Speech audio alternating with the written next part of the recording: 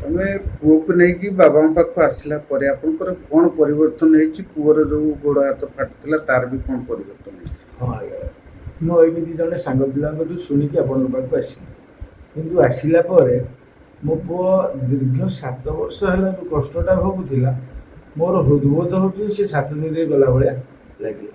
ତେଣୁକରି ବହୁତ ସଲ୍ଭ ହୋଇଯାଇଛି।